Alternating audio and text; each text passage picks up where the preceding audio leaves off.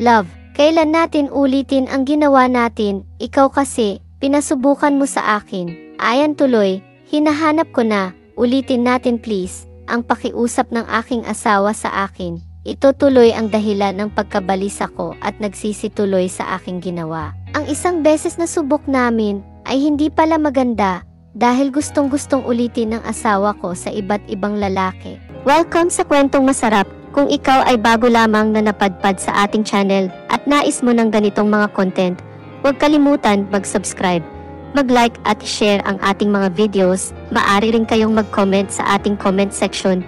If meron naman kayong mga story na tulad nito, maaari ninyong isend sa ating email account na nakalagay sa ating description.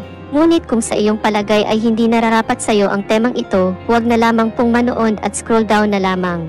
Maraming salamat! Ako si Eman, ang asawa ko naman ay si Vanessa, petite si Vanessa, maputi at napakagandang hubog ng katawan. Sa kabila lang halos 5 feet lang taas nito, hindi maitatanggi na may alindog na kakaiba ang aking asawa na kinahumalingan ng mga lalaki. Ako ang unang boyfriend niya at unang lalaki na binigyan niya ng kanyang pagmamahal. Dahil magkasama kami sa work, madalas kami magkita ay sumama siya akin sa kondo. Simula noon naging madalas na pagpunta ni Vanessa na aking girlfriend ko sa kondo.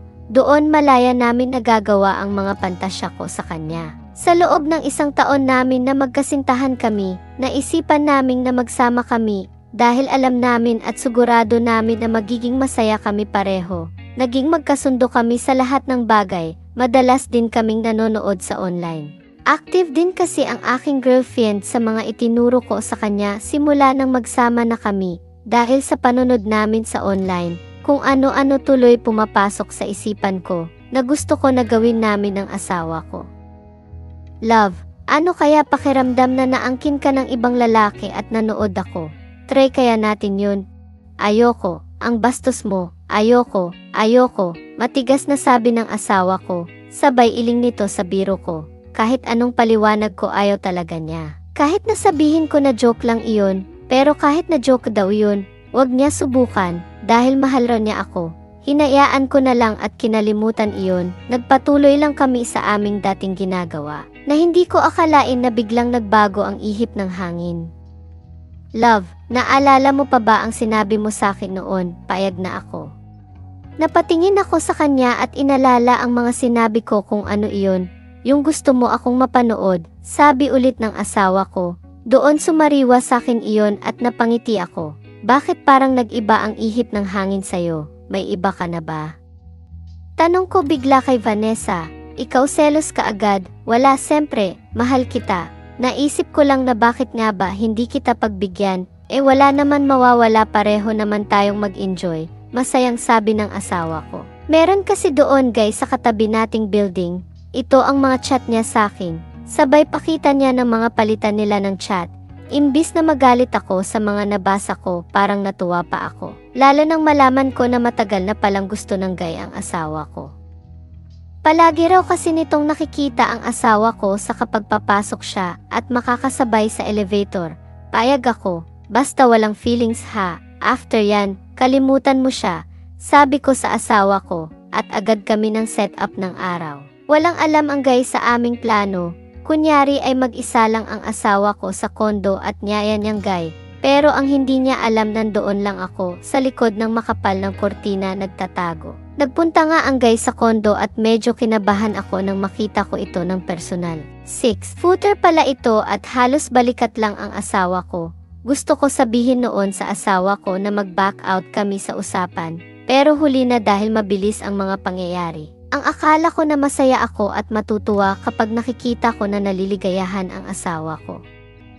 Kabaliktaran pala, parang nanliit ako at napatingin sa akin sarili. Ang layo ng size ko sa guy, halos kalahati lang ako. Isa pa, first time ko makita ang asawa ko na halos mapasigaw. Alam ko na hindi acting ng asawa yon. Sadyang nasiyahan siya sa mga nangyari. May kirot ako sa dibdib na naramdaman, mali pala ang pantasya ko. At sadyang hindi ko matanggap na mas magaling ang lalaki sa akin. After noon, parang walang nangyari na bumalik kami sa dati ng asawa ko. Tulad ng usapan, hindi na rin siya nakipag-usap doon sa guy. binantayan ko rin ang aking asawa. Nag-alala kasi ako na baka isang araw ay nawala na lang sa akin ang maganda kong asawa. Love, ulitin natin yun. Gusto ko ulit please. Sabi ng asawa ko, after 1 week na nakalipas, ito na nga ang kinatatakutan ko. Ang magustuhan ng asawa ko, ang dating gusto ko, di ba usapan natin, hindi ka na makikipag-usap doon sa guy. Bakit ulit ka pa? Hindi na nga. Wala na kami communication noon, ibang guy. Naman ito, love, sige please, ulitin natin yon. Pero hindi na yung guy, ibang lalaki naman ito. Kaya ibang excitement naman ang mapapanood mo. Sabi ng asawa, sabay na patingin ako sa kanya, seryoso ka?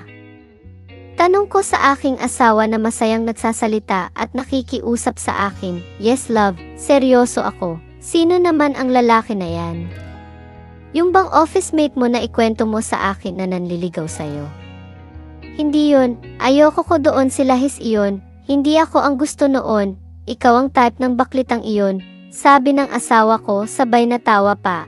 Inusisa ko pa lalo kung sino ang lalaki, pero ayaw niya sabihin, surprise lang daw yun. Sasabihin niya raw kapag pumayag ako, hindi muna ako sumagot, pinilit ko na sabihin niya kung sino ang lalaki. May duda kasi ako na baka yung dayuhan na nakilala nila sa bar ang gusto niya.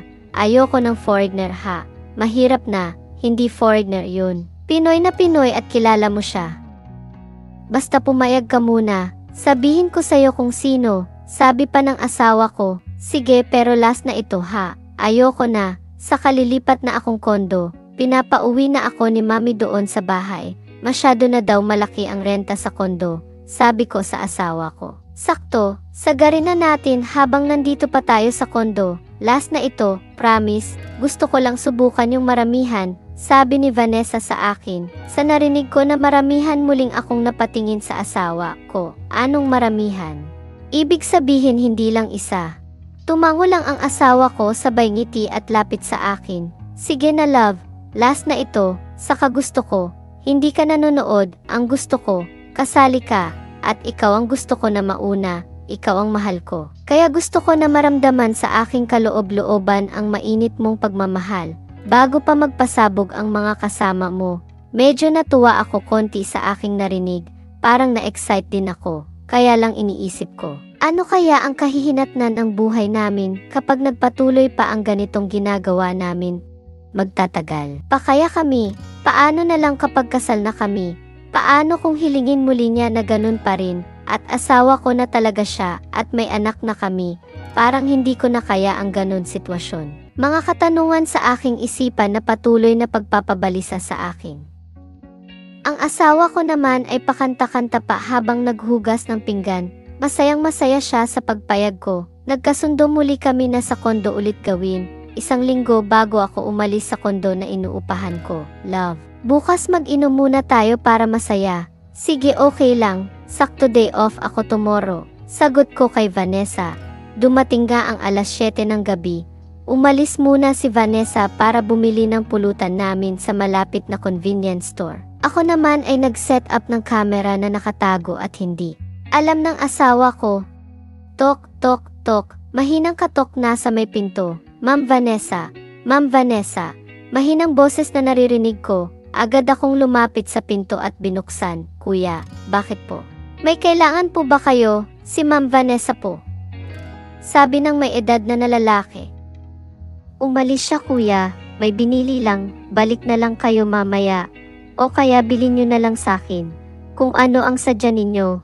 Ano po kasi, sir, pinapapunta kami ni Ma'am Vanessa dito ngayon. May ipapagawa raw siya, napakunot ang noo ko. Anong ipapagawa ni asawa ko sa 2 security guard ng kondo? Magtatanong pa sana ako, nang biglang dumating si Vanessa. Nandito na pala kayo, pasok kayo. Ito bumili ako ng makakain natin. Despedida namin ito at pagpapasalamat na rin sa inyo. Alam nyo naman aalis na kami dito sa kondo. Sabi ng asawa ko sa 2 lalaki. Agad ko na hinila sa may kusina si Vanessa para tanungin. Ibig sabihin sila ang kasama natin, tanong ko sa aking asawa. Yes sila, love. Pero hindi nila alam kung ano ang gagawin nila. Mamaya kapag lasing na yan sila, ako na ang bahala. Hindi ayoko, tingnan mo nga yan, ang tanda na. Saka parang hindi naliligo ang isa. Hindi nga yata kayang magputol ng kuko. Ang dungis nila, ayoko, mariin na tanggi ko. Di ba napag-usapan na natin ito? Last na ito love, please, gusto ko yung may edad na. Yung tipong hindi pa nag-umpisa ay sumabog na sa. Alam ko matagal na nila akong pantasya. Ang dalawang sekyo na yan, nakikita ko palagi na nakatingin sa harap ko. Sila ang sakto na hinahanap natin, tiyak na magiging masaya tayo. Sabi pa ng asawa ko. Sabay muling punta doon sa dalawang lalaki na nakaupo sa may sala. Umiiling-iling ako. Paano ko ba pipigilan ang asawa ko sa gusto nito? Masyadong nang nagugustuhan niya ang mga nangyayari. Hindi na normal ito. Sabi ko sa aking sarili. Sabay na lumapit din ako sa kanila. Pero nakita ko agad na binigyan ng alak ni Vanessa ang isang lalaki. Muli ko na tinawag si Vanessa. Sa pagkakataon na ito, naliwanagan na ako. Hindi na normal ang ganitong gawain, sabi ko sa sarili ko, Vanessa. Ayoko, tigilan na natin ito, mali ito, hindi ito normal na gawain ng mag-asawa ito. Sabi ko kay Vanessa, di ba last na nga ito, sabi ulit ni Vanessa, wag na, tama na yan, paalisin mo na sila. Mariin ko na utos kay Vanessa. Tumalikod lang si Vanessa at bumalik doon sa dalawang sekyu. Pero nakita ko na hindi niya pinaalis, binigyan pa niya ng alak at pulutan. Maya-maya, tinawag ko ulit ang asawa ko, at muli ay inulit ko ang sinabi ko sa kanya na ayaw ko na. Tama na yung isang beses na sinubukan namin, kung ayaw mo, ako na lang, matulog ka na lang, ang sagot ng asawa ko. Na nagpainit ng aking tenga, hindi ko na siya kayang kontrolin, ang gusto niya ay siya pa rin ang masunod, kaya, sir, saan kayo pupunta? Tanong ng isang sekyu sa akin, nang makita ako na may dalang malaking bag habang palabas ng pinto. Hindi ako kumibo at sumagot, nakita ko na lang na parang nagtaka ang dalawang sekyu sa ginawa ko. Kung ganyan lang naman ang babae ang makakasama ko habang buhay, hindi ako magtitiis. Bahala siya kung gusto niya ituloy ang kanyang mga pantasya sa buhay. Agad akong sumakay ng aking sasakyan at mabilis akong umuwi sa aming bahay. Tinapos ko na ang ugnayan namin ni Vanessa ng araw na iyon. Sa hindi niya pagsunod sa akin na tigilan na yan, kahibangan na yan. Nabalitaan ko na lang na tinuloy pa rin ni Vanessa ang gusto niya, kahit wala ako. Dahil nahuli sila ng supervisor ng mga sekyu sa kondo. Naaktuhan ang dalawa nilang kasama doon sa loob, kasama ang aking asawa, bago kasi ako umalis. Nagsabi ako sa kapwa-gwardiya nila sa may gate na may binabalak na hindi maganda ang dalawa nilang kasama sa room 204 ng kondo. Simula noon, wala na akong balita sa aking dating kinakasama at nagkaroon na rin ako ng bagong asawa na hindi naghahanap ng iba. At kontento na kami at masaya at sigurado na magsasama kami ng habang buhay.